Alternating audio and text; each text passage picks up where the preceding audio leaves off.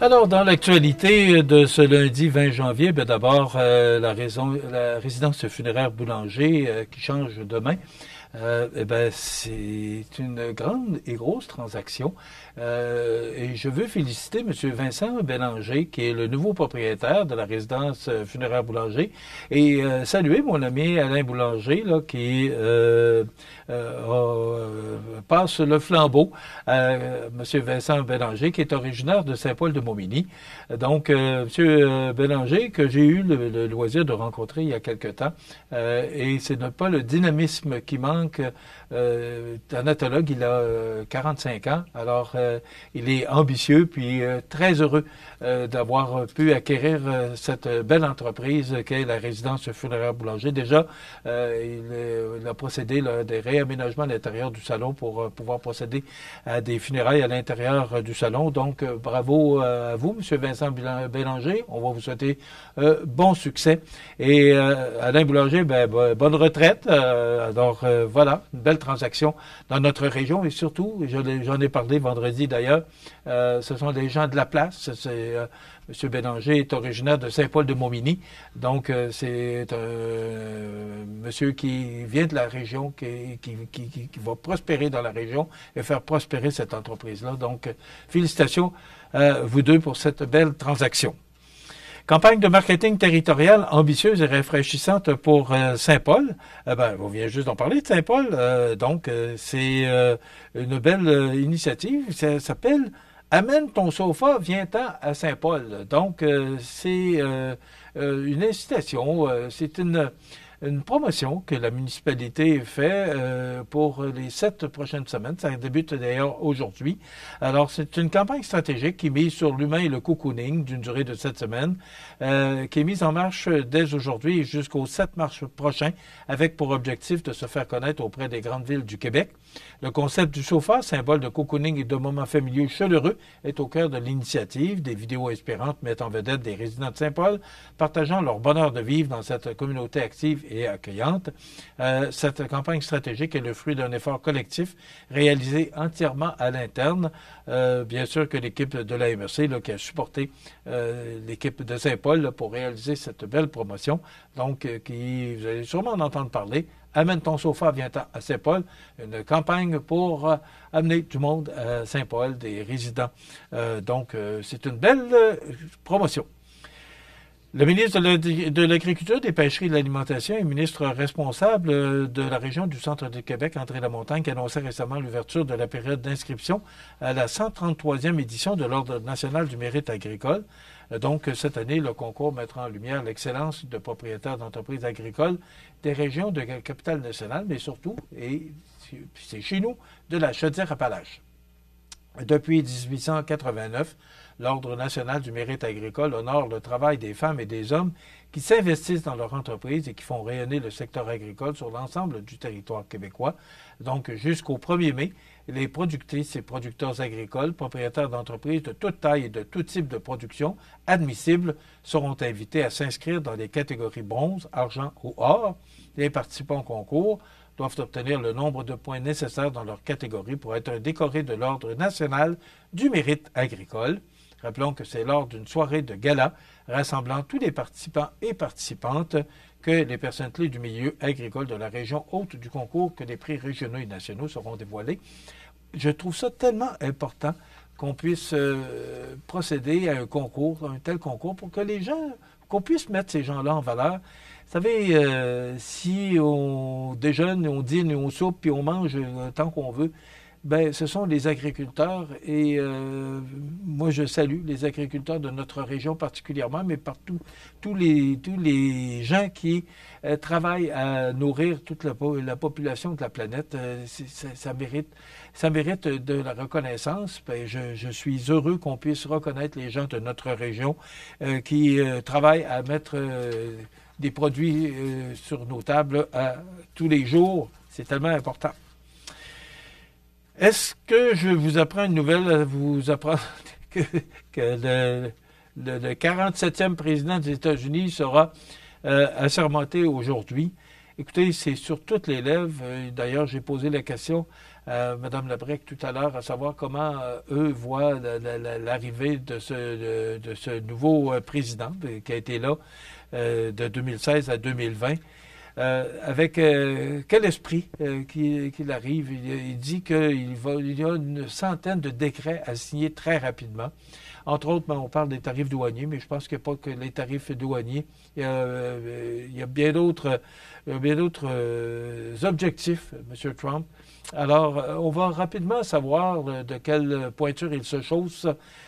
Aujourd'hui, je pense que ça va être de souligner la sermentation, puis à partir de demain, ben là, il va prendre son poste de président, là, il va s'asseoir sur sa chaise et voir comment il va annoncer ses couleurs pour savoir comment il a l'intention de diriger le pays pour les 4 prochaines années. Donc, on va être vite fixé, j'ai l'impression. Et dans la chronique de Mario Dumont ce matin, on parle de 10 conséquences. Mario parle de 10 conséquences probables pour nous. Entre autres, des tarifs qui nuiraient à l'économie et à l'emploi. Peu d'entreprises investissent chez nous, donc c'est plus nous qui investissons du côté américain, mais on sait que, selon le ministre Champagne, le ministre de l'Économie au fédéral, on est de gros clients pour les États-Unis. Donc, on attend de voir, M. Trudeau et son équipe attendent de voir ce sera quoi la réaction de M. Trump, parce que il pourrait y avoir des représailles de plus de 40 milliards de dollars là, pour la première offensive que le Canada pourrait faire. Et après ça, ben, il y a une autre offensive là, qui est de l'ordre de à peu près de 110 milliards. Alors, c'est sûr qu'on a des stratégies, on a des ressources, on a quand même un pays, on est un pays riche, surtout au niveau de richesse naturelle. Alors, j'ai hâte de voir ce que ça va faire, ce que ça va donner, mais tout le monde a un gros point d'interrogation, savoir comment M. Trump va utiliser ses 100 premiers jours. Vous savez, on fait toujours le bilan 100 jours après l'élection. Alors, j'ai hâte de voir 100 jours après comment se sera comporté le nouveau président des États-Unis, qui sera sermenté, rappelons-le, à 10 heures ce matin. On parle du dollar canadien qui va continuer de fléchir. Il est à 69 cents actuellement. On parle qu'il pourrait même se rendre à 65 cents. Est-ce que c'est exagéré? Est-ce qu'on est trop pessimiste? Je ne sais pas. On pourra voir là, au cours des prochains jours. Des milliers de migrants pourraient se pointer à la frontière parce qu'on sait que c'est un des objectifs de M. Trump de retourner des migrants dans leur pays. Le Canada investira dans la surveillance de la frontière, donc ça va nous coûter plus cher. Nos dépenses militaires devront augmenter significativement parce que on parle au niveau de l'OTAN, les pays doivent investir 2% de leur produit intérieur brut, là, de leur budget annuel. Mais M. Trump, lui, demande que ce soit 5%. Alors, actuellement, je pense qu'on est aux alentours, et je le dis là, sous toute réserve, 1,3, 1,4 pour atteindre le 2% d'ici 2030, ce que M. Trudeau avait mentionné. Mais M. Trump, lui, voudrait que ce soit 5. Alors, imaginez-vous comment ça pourrait affecter le budget au niveau du fédéral. Nos gouvernements creuseront leur déficit, bien sûr, parce qu'avec tout ça, ben, ça va coûter plus cher. Alors, c'est sûr que ça va augmenter les déficits de nos gouvernements. La souveraineté va perdre quelques plumes. Les maladies comme la rougeole poursuivront leur retour. La relation Canada-États-Unis sera transformée pour un temps. Même, je ne sais pas, Mario Dumont fait le parallèle, alors que dans le temps, avec M. Mulroney et M. Reagan, l'heure était très différente. Là. Des pays alliés, amis, bons voisins, le langage est en train de changer. Oubliez l'époque de la complicité Mulroney-Reagan. On s'en souvient, à un moment donné, il y avait eu un bal là, pour voir M. Reagan et M. Mulroney là, avec leur conjointe là, danser et être à côté de l'autre. C'était vraiment une relation extraordinaire entre les deux pays. Donc, avec une vision des intérêts communs et des ententes gagnant-gagnantes, c'était cette belle complicité qu'il y avait avec M. Reagan et M. Mulroney. Donc, les frasques de Trump laisseront des traces.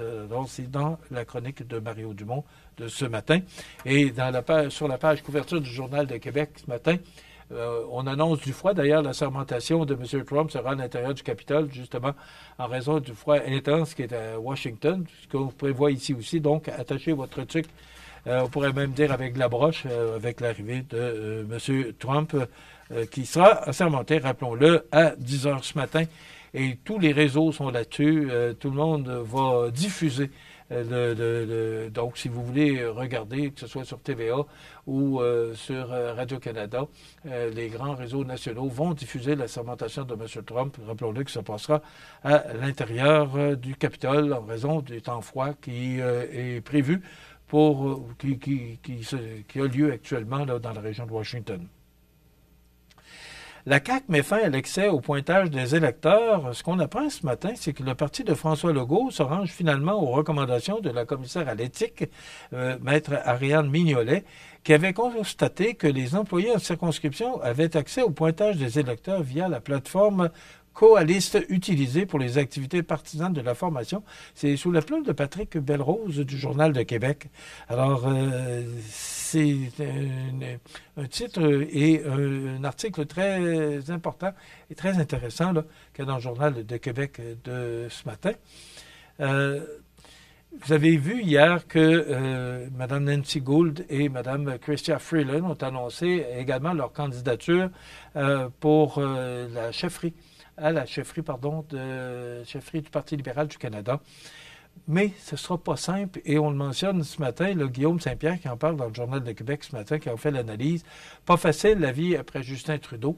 D'abord, M. Chrétien, dans une entrevue qu'il a accordée à M. Patrice Roy de Radio-Canada la semaine passée, il disait que M. Trudeau aurait peut-être un peu tardé à annoncer son départ, mais là, les deux candidats, il y en a 5, là, mais principalement là, Mme Freeland et Mme Gould qui ont annoncé hier leurs intentions de se lancer. C'est fait, là, parce que le lancement s'est fait officiellement hier.